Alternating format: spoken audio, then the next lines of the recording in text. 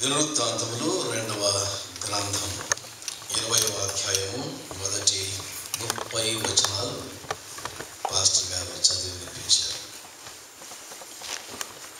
ఈ 30 వచనాలకి ఒక title, Beracah experiences, Beracah అనుభవాలు. ఒక 7 అనుభవాలు, దానికి కారణమైన 7 ప్రార్థనలు.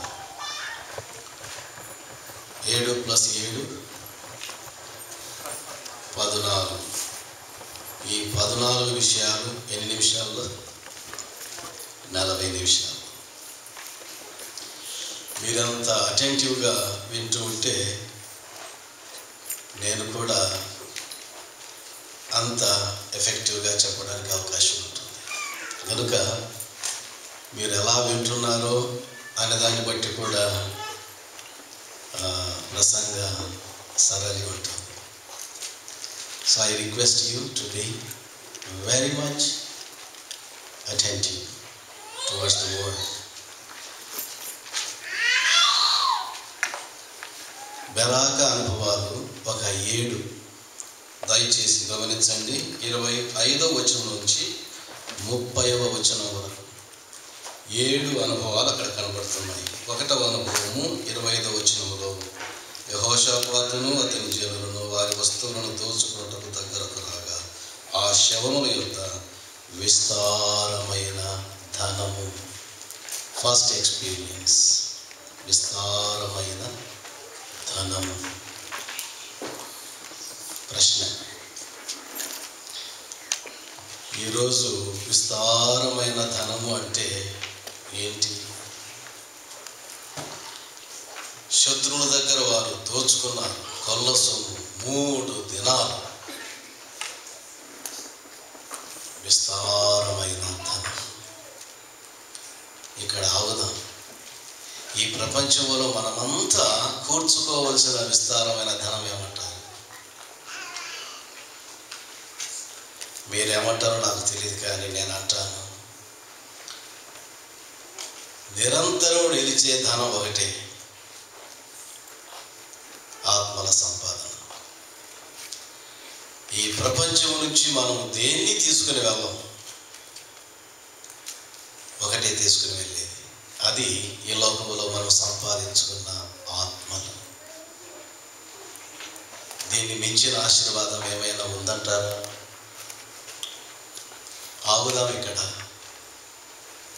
నీ ద్వారా దేవుని రాజ్యానికి ఎంతమంది రాగలిగారు?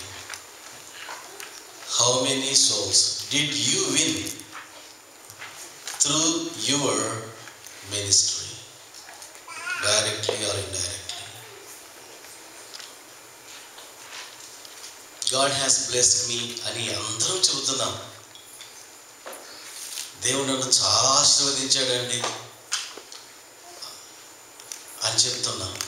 ఎలా అంటే, మంచి ఉద్యోగం అండి, మంచి భార్య అండి, మంచి పిల్లలండి, మంచి కారు అండి, మంచి డాలర్లు అండి, మంచి బ్యాంక్ బ్యాలెన్స్ అండి. ఇవన్నీ ఆశీర్వాదాలే, కాదని కాదు. The greatest blessing in your life after salvation is winnowing souls. విస్తారమైన ధనం. నంబర్ 1. నంబర్ 2, 26వ వచనం.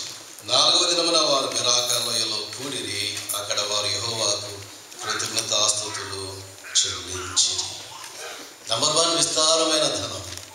నంబర్ 2 నోటి నిండా కృతజ్ఞతాస్తుతి. Mouthful thanks giving. నోరు తెరిస్తే వారి నోటి నిండా కృతజ్ఞత. హృదయం నిండిన దాన్ని బట్టి పెదవులు మాట్లాడును అన్నట్టు వారి హృదయం కృతజ్ఞతతో నిండిపోయింది. వారి నోట యేసయ్య మాట కృతజ్ఞత మాటగా. ఇది 2వ అనుభవం. ఇక 3వ అనుభవం చూడండి, 27వ వచనం. ఈలాగున యెహోవా వారి శత్రువుల మీద వారికి జయము అనుగ్రహించెను. మూడవ అనుభవం ఆశీర్వాదం, ట్రయంఫ్, జయం. ఈ సాయంకాలం ప్రశ్న, జయముందా జీవితంలో? అలెగ్జాండర్ ద గ్రేట్ ప్రపంచాన్ని జయిస్తూ ఇండియాకు వచ్చాడు. ఇండియా మీద దాడి చేశాడు. ఒక పెద్ద ఆయన అడిగాడు, అలెగ్జాండర్ గారు, మహాచక్రవర్తి గారు, shall I ask you one question? Alexander అనుకున్నాడు, నన్నెవర్రా అడిగేవాడు, అడుగు అన్నాడు. ప్రపంచాన్ని జయించిన మీరు మీ శరీరాన్ని జయించారా అనే ప్రశ్న వినగానే అలెగ్జాండర్ ద గ్రేట్ తల వంచాడు. ఓడిపోయాను అని చెప్పాడు. ప్రపంచ విజేత శరీరం దగ్గరికి వచ్చే లోపల ఓడిపోయాడు. ఈరోజు కూడా అంతే. చాలా విషయాల్లో వీఆర్ విక్టోరియస్. మహాశత్రువైన శరీరం దగ్గరికి వచ్చే లోపల వీఆర్ లూజర్స్. కనుకనే 33 సంవత్సరాలకి అలెగ్జాండర్ ద గ్రేట్ తన ప్రాణాన్నే పోగొట్టుకోవాల్సి వచ్చింది. దేనికి దాసుడు తెలుసా? సారాయికి, లిక్కర్స్కి దాసుడై శరీరాన్ని ఓడించలేక మరణానికి వెళ్ళిపోయాడు. ఈరోజు కూడా అంతే. చదువులోని ఒక సామ్రాట్, సాఫ్ట్వేర్లో ఒక సామ్రాట్, సంపాదనలో సామ్రాట్, శరీరం దగ్గరికి వచ్చే లోపల యూఆర్ ఎ లూజర్. ఎక్కడో ఓడిపోతున్నావు. చూపులో, మాటల్లో, తలంపుల్లో.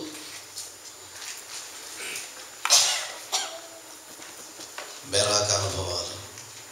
ఒకటవది విస్తారమైన ధనం, రెండవది కృతజ్ఞతాస్తుతి, మూడవది జయం. కావాలా నీకు? ఈ బెరాక అనుభవాలు సొంతం చేసుకోవాలని ఆశ ఉంటే జాగ్రత్తగా వినండి. జయము వారు అనుభవించారు. నాలుగవదిగా చూడండి, అదే 27వ వచనం, జయము అనుగ్రహించి వారిని సంతోషపరచెను. నాలుగవ ఆశీర్వాదం. ప్రశ్న, ఆత్మీయ జీవితంలో, నీ కుటుంబ జీవితంలో, నీ సేవా జీవితంలో డూ యూ హ్యావ్ జాయ్? చెప్పగలవా ఐఎమ్ హ్యాపీ అని? ఒక అమ్మాయి పాడమా, పాడు అంటే ఏడ్చుకుంటూ వచ్చి పాడుతుందండి. ఏం పాడుతుంది తెలుసు? సంతోషమే సమాధానమే. ఏడుస్తూ. చాలాసార్లు మన పాటలన్నీ అలానే ఉంటాయి. కానీ యెహోషాపాతు ప్రజలు అలాంటి అనుభవం కాదు. సంతోషం. అంజూరపు చెట్లు పూయకుడినా, ద్రాక్ష చెట్లు ఫలింపకపోయినా, చేనిలోని పైరు పంటకు రాకపోయినా, గొర్రెలు దొడ్డిలో లేకపోయినా, సాలలో పశువులు లేకపోయినా, నాకు ఒకటి ఉంది అన్నాడు. ఏముంది? యెహోవా యందు నేను ఆనందించను. నా రక్షణకర్త అయిన యెహోవా యందు నేను ఆనందించను. Can you give this testimony? ఏమీ లేకపోయినా ఐఎమ్ హ్యాపీ. విచారం ఏంటంటే అన్నీ ఉన్నా అన్హ్యాపీ. ఇది మన కథ అయిపోతుంది.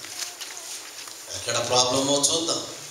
కానీ బెరాకాలో, ఆ లోయలో యెహోషాపాతు ప్రజలు నంబర్ 1 విస్తారమైన ధనం, నంబర్ 2 నోటి నిండా కృతజ్ఞతాస్తుతి, నంబర్ 3 విజయం, నంబర్ 4 సంతోషం వారి అనుభవాలుగా కలిగి ఉన్నారు. నంబర్ 5 28వ వచనం, వారు యెరూషలేములోనున్న యెహోవా మందిరమునకు స్వరమండలములను సితారాలను వాయించుచు బూరులు ఊదుచూ వచ్చింది. సంగీత సునాదం. నీతిమంతుల గుడారములలో ఏం వినబడాలి? రక్షణ గురించిన సునాదం. స్తుతిలోయలో సునాదం వినబడుతుంది.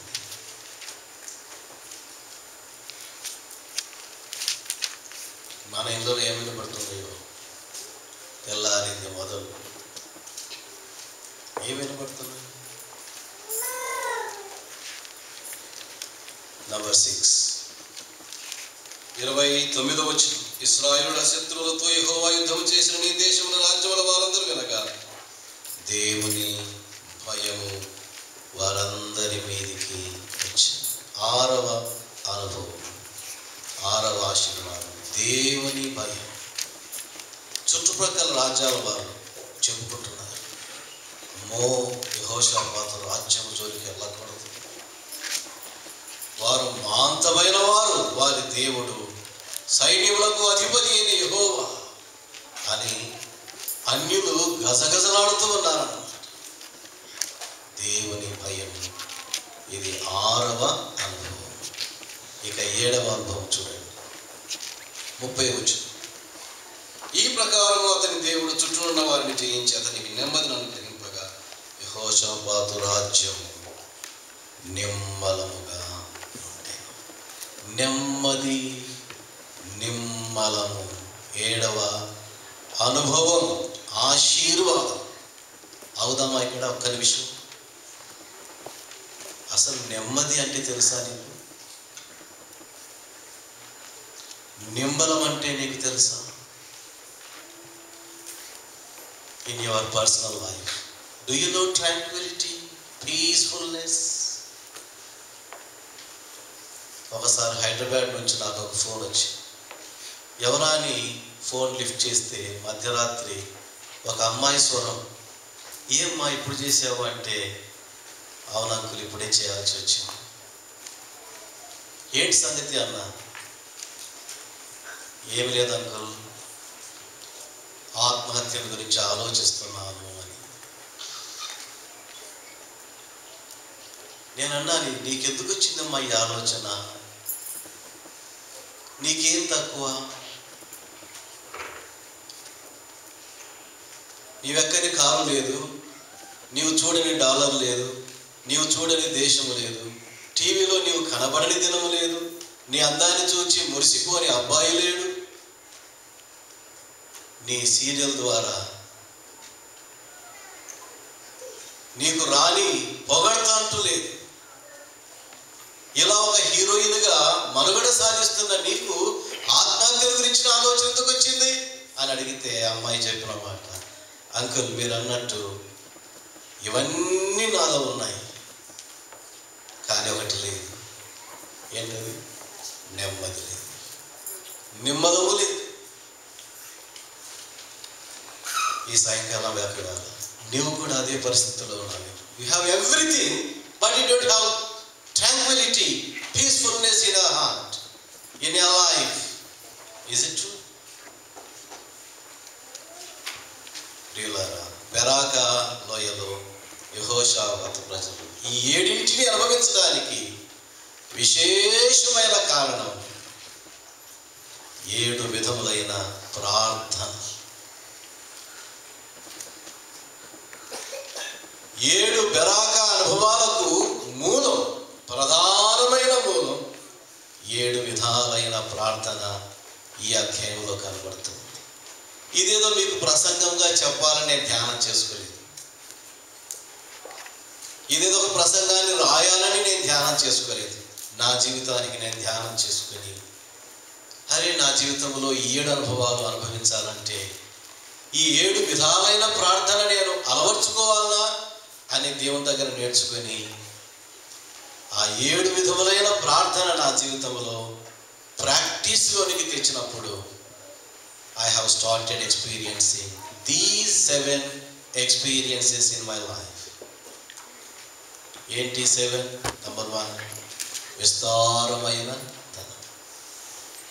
నంబర్ 2 నోటి నిండా కృతజ్ఞతాస్తుతి. నంబర్ 3 అనుదిన జీవితంలో విజయం. నంబర్ 4 అంతరంగములో సంతోషం. నంబర్ 5 సంగీత సునాదం. నంబర్ 6 దేవుని భయం. నంబర్ 7 నెమ్మది. ఈ 7 నా జీవితంలో నేను అనుభవిస్తున్నాను. దానికి నేను అవలంబించిన ప్రార్థనలు బెరాకాలో యెహోషాపాతు చేసిన ప్రార్థనలు. ఆ 7 ప్రార్థనలు ఒక్కసారి నిఘా వేద్దామా? నంబర్ 1, ఏకాంత ప్రార్థన, సాలిటరీ ప్రేయర్. చూడండి 20వ అధ్యాయం 3వ వచనం. అందుకు యెహోషాపాతు భయపడి యెహోవా యొద్ద విచారించుటకు మనస్సు నిలుపుకొనేది. Number 1, solitary prayer. కింగ్ యెహోషాపాత్ ఒక వార్త విన్నాడు. చుట్టుపక్కల 3 దేశాల వారు, లేక 3 రాజ్యాల వారు, లేక 3 సైన్యాలు తన దేశం మీదికి దండెత్తి వార్ డిక్లేర్. ఒక్కసారి యుద్ధ వార్త విన్నాడో అయిపోయింది. హృదయంలో భయం. ఈరోజు కూడా ఏదో ఒక రీతిగా మనలో భయము, వ్యాకులము, ఆందోళన, చింత, కంగారు, అవునా, గలిబిలి, కలవరం. నీకే కాదు, ఆనాడు యెహోషాపాతు కూడా కాదు, ఈరోజు మనకు కూడా. Everywhere negative emotions are dominating over us. Jehoshaphat భయపడి ఏం చేశాడు? కలవరపడి ఏం చేశాడు? చింతపడి ఏం చేశాడు? అదే మనం చేయాలి. ఏం చేశాడయ్యా? యెహోవా యొద్ద విచారించుటకు మోకాళ్ళొంగినాడండి. ఏకాంత ప్రార్థన. ప్రశ్న ఏమనుకోవద్దు, డైరెక్ట్గా ఇదే ప్రశ్న. ఈరోజు మోకాళ్ళ మీద నీవు ఎంతసేపు ఉన్నావు?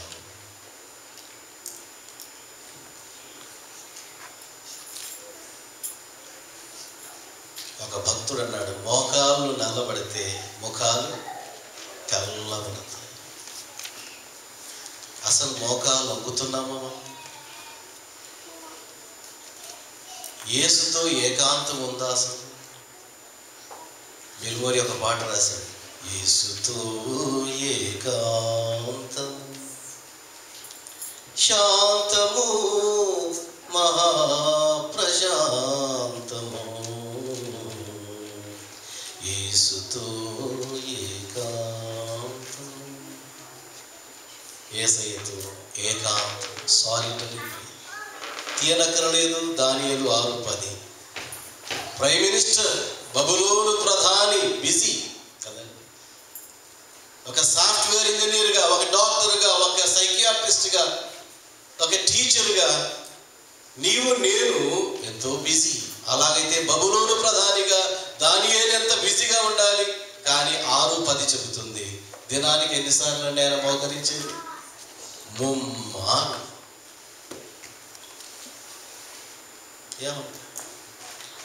ముమ్మారు మోకాళ్ళపై దానియేలు కనబడుతున్నాడు.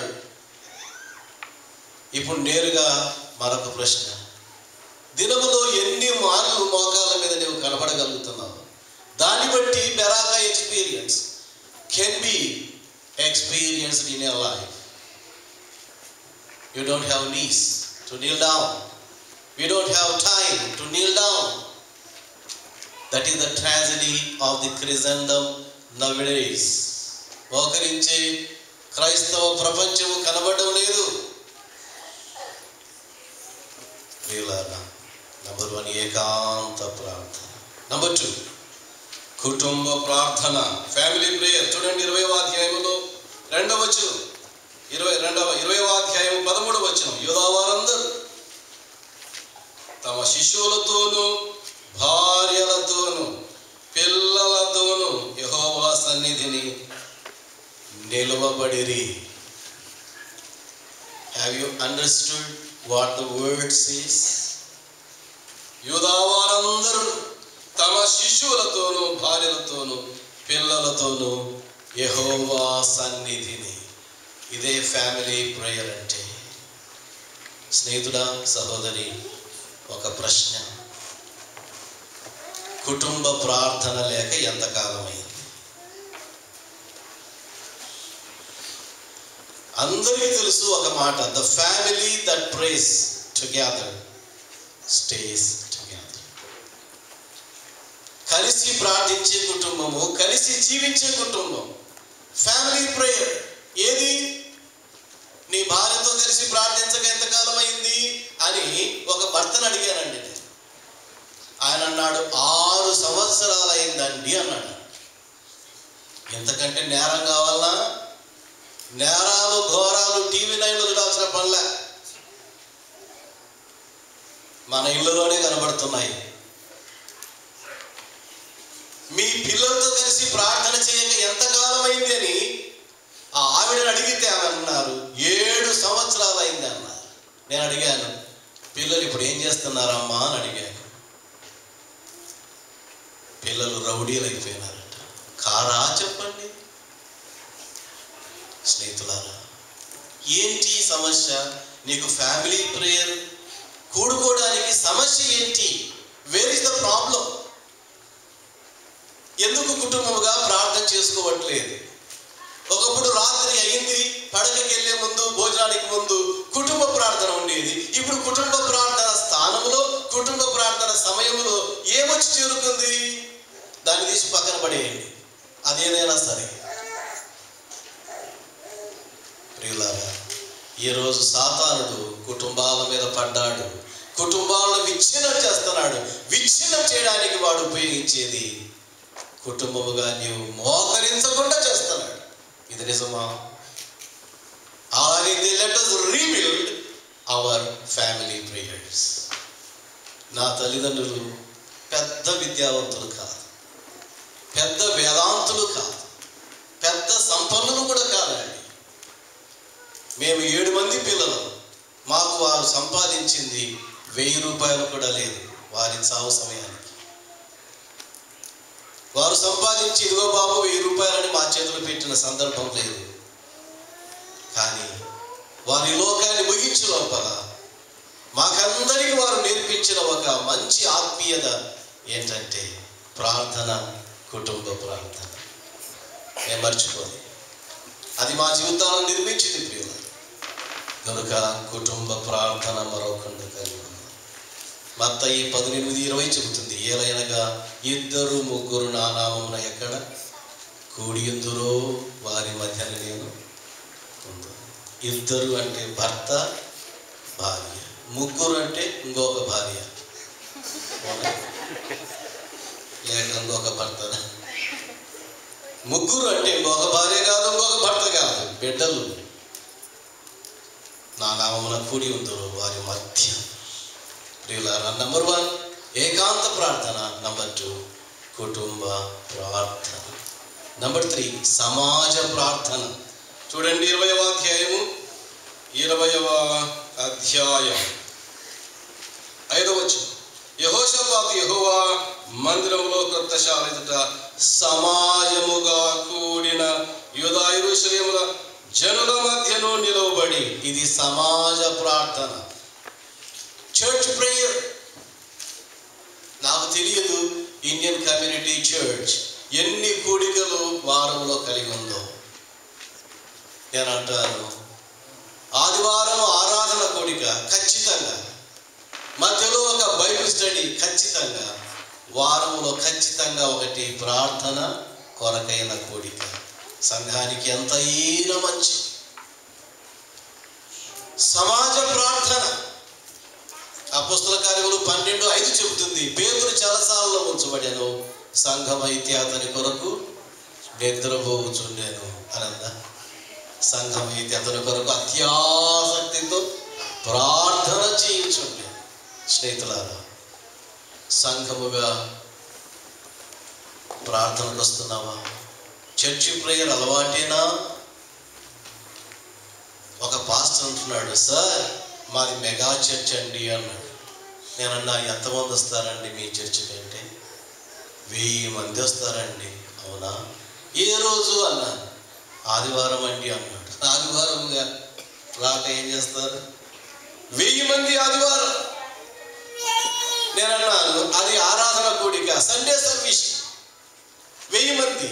నేనన్నాను, ప్రార్థనా కూడికకి ఎంతమంది వస్తారండి అని అడిగాను.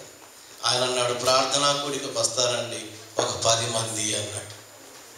నేనన్నాను, నీ సంఘ జనాభా నికరంగా సాలిడ్గా నీ సంఘ సభ్యులు ఎంతమంది అంటే ఆదివారం వచ్చిన 1000 మంది కాదు, మురిసిపోవద్దు. శనివారం ప్రార్థనలో పోరాడడానికి వచ్చిన ఆ 10 మంది నీ సంఘ సభ్యులు అని అంటే ఆయన అన్నాడు, నిజమే బ్రదర్, ఆ 10 మంది ద్వారానే సంఘంలో కార్యక్రమాలు జరుగుతున్నాయి తప్ప మిగతా వారి ద్వారా ఏ కార్యాలు జరగట్లేదు. రావడం పోవడం తప్ప పోరాటం ఎక్కడ ఉంది? అలాగైతే సమాజ ప్రార్థనలో నీవు కనబడుతున్నావా? ఆ నికర సంఖ్యలో నీవున్నావా? అసలు మందిర ప్రార్థనకు రాక ఎంతకాలం అయింది? మందిరముగా కలిసి అనగా సంఘముగా కలిసి ప్రార్థనలో గడపక ఎంతకాలం అయింది? ఆలోచించండి ప్రియులారా, అది సమాజ ప్రార్థన. ఇక 4వది ఉపవాస ప్రార్థన. చూడండి 20వ అధ్యాయం 3వ వచనం. అందుకు యెహోషాపాతు భయపడి యెహోవా యొద్ద విచారించుటకు మనస్సు నిలుపుకొని యూదాంతటా ఉపవాస దినము ఆచరింపవలనని. విన్నారా? Fasting prayer. Number 1 solitary prayer. Number 2 family prayer. Number 3 church prayer. Number 4 fasting prayer. యెహోషాపాతు బెరాక అనుభవాల వెనుక ప్రార్థనా జీవితం అడుగడుగున కనబడుతుంది. ప్రియులారా, ఉపవాస ప్రార్థన ఉందా?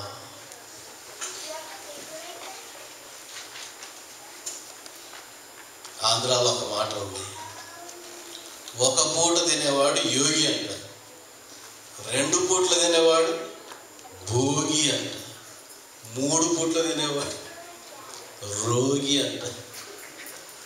ఇప్పుడు 3 పూట్ల దాటింది. ఒక ఆమె అంటుంది, నేను 4 పూట్ల తింటాను సార్, అందుకే అంతలా ఉన్నావు కానీ అన్న. 4 పూట్లు. వారంలో ఒక పూట అవాయిడ్ చేసి ప్రార్థనలు గడిపే అలవాట్లు ఉన్నాయా? భోజనానికి ఇచ్చినంత ప్రాముఖ్యత ప్రార్థనకి ఇవ్వగలుగుతున్నాము. వారంలో ఒక పూట కష్టమా? మార్కు 9:19 చెబుతుంది, ప్రార్థన వలననే గాని అనగా ఉపవాసము వలననే గాని ఇది వదిలిపోవుట అసాధ్యం. నీ ఇంటిలో వదిలిపోని దయ్యం ఏంటది? ఒట్టి మాటలా? సోమర్తనమా? నిద్రపోతనమా? అల్లరితనమా? తిరుగుబాటుతనమా? అవిధేయతనా? ఏమిటది? నీ జీవితాన్ని పీడి పిప్పి చేస్తున్నటువంటి ఆ డీమన్ ఏంటి? ఆ డెవిలిష్ నేచర్ ఏంటి? ఆ టెండెన్సీ ఏంటి? ఆ ప్రాబ్లం ఏంటి? ఎందుకని వదిలిపోవట్లేదు? శిష్యులు అడిగితే ప్రభు అన్నాడు, ప్రార్థన అనగా ఉపవాసము వలననే గాని మరి దేని వలనను అది వదిలిపోవట అసాధ్యము అన్నాడు. స్నేహితులారా, ఉపవాస ప్రార్థన చాలా శక్తివంతమైనది. ఒకసారి నాకు నడుముల్లో నొప్పి వస్తే డాక్టర్ దగ్గరికి వెళ్ళాను. డాక్టర్ అన్నాడు, 2 కిడ్నీల్లో స్టోన్స్ ఫామ్ అయినాయండి, 2 మేజర్ ఆపరేషన్స్ మీరు చేయించుకోవాలి అన్నాడు.